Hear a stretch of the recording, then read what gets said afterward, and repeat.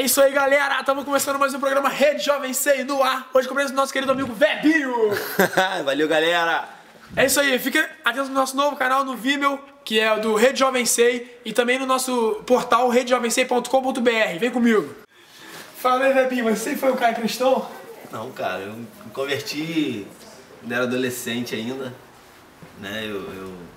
Mas a minha primeira conversão, entre aspas, não foi uma conversão, né? Comecei na igreja.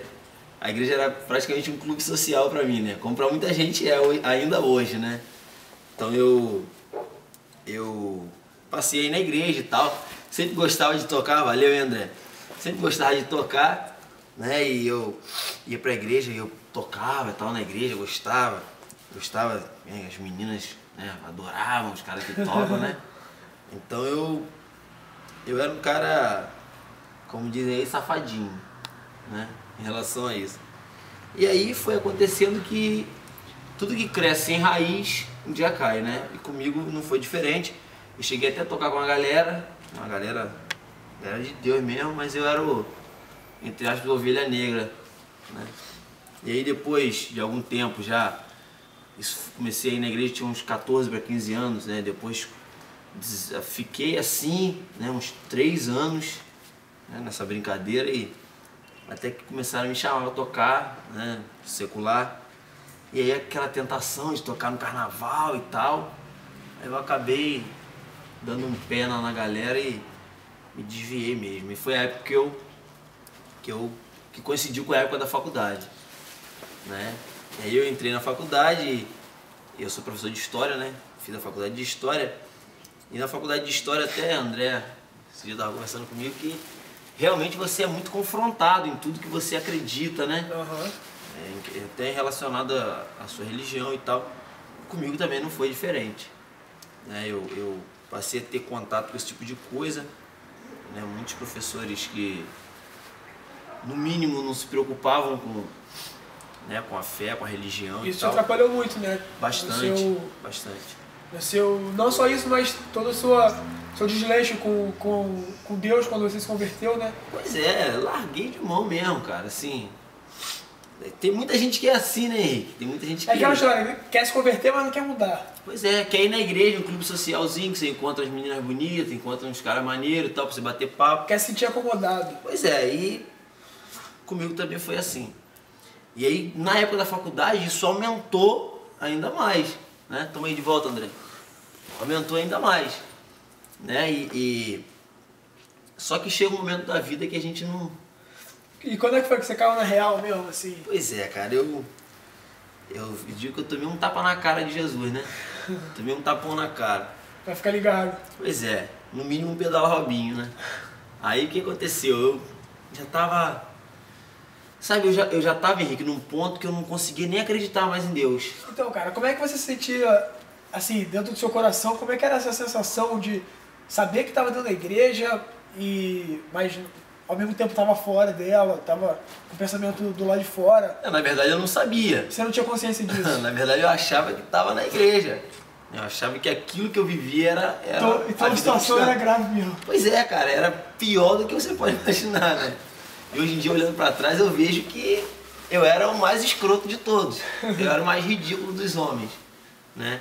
Mas é aquele negócio que a gente falou, né? Chega um momento que a gente precisa, né? Chega um momento na vida de todas as pessoas que não tem jeito, você tem que ter um encontro com Deus, né? Quando você... E eu cheguei num momento que eu já não conseguia mais acreditar em nada, né? Tem gente até que é agnóstica, que consegue acreditar numa força superior, enfim, eu nem isso estava conseguindo acreditar mais. A situação já era tão grave que... Tava assim, eu tava... Era tudo muito Tava falso. andando para tudo que acontecia em relação à igreja, em relação à religião, enfim. Eu já achava que aquilo já não servia mais para mim. É o famoso lema de curtir a vida, né? Pois é, né? E eu tava... Mas ao mesmo tempo que eu tava assim, Henrique, eu não conseguia também sair fazendo doideira, beber, noitada. Eu nunca gostei disso. Entendeu? Nunca gostei. Mas então, até que um dia eu comecei a me sentir incomodado, porque minha vida estava tão vazia, mas muito vazia mesmo, muito vazia.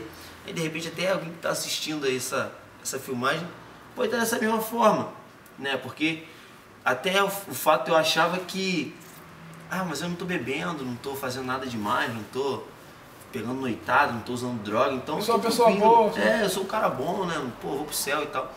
E não é assim, né? Mas o que acontece? Chega num momento que cheguei num momento que eu já não conseguia mais viver vazio dessa forma, né? Ao mesmo tempo em que eu não estava me enchendo de Deus, eu também me recatava de algumas coisas do mundo. Você sabia né? que não é aquilo? Eu sabia que não era correto, entendeu? Mas ao mesmo tempo eu não queria entregar minha vida a Deus da forma correta, né? E era um vazio que te incomodava, né? Pois é, aquilo me incomodava. E eu, mesmo sem conseguir orar, eu lembro como se fosse hoje, né? Um dia antes de dormir, quando eu deitei, eu orei e falei assim: olha, se existe um Deus, eu quero que o Senhor fale comigo então. Eu fui até meio petulante, né? Eu falei: se existe um Deus, eu quero que o Senhor me prove que existe então. Me prova então que você existe. E dormi. Aí na mesma semana um amigo meu me convidou para ir na igreja. Eu fui na igreja desse amigo meu. Só que aí fui uma semana, né? Gostava do culto e tal.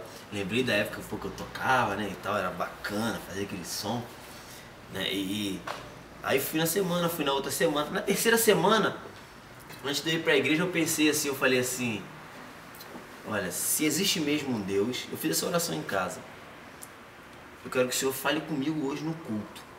Eu não vou aceitar falar para todo mundo da igreja e eu... Não, quero que o Senhor fale especificamente comigo.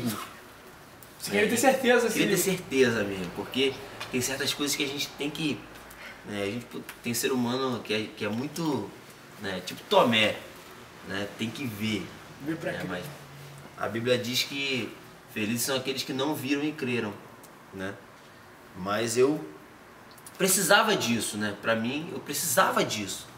Uma existência tão vazia, tão sem rumo, né? E eu, por outro lado, eu estava sendo um cara bem sucedido na faculdade, estava sendo um cara bem sucedido até profissionalmente e tudo mais, mas isso me incomodava, esse vazio. E eu fui na igreja, o culto rolando e tal, tiveram os louvores e tal. A palavra, depois da palavra, teve o apelo. Aí foi uma galera lá e tal, se converteu. Aí eu fiquei sentado. Quando eu ia orar para terminar o culto, eu lembro como se fosse há 10 minutos atrás. Quando foi orar para terminar o culto, né, o bispo Paulo lá da Bethesda, ele já ia dar a bênção apostólica.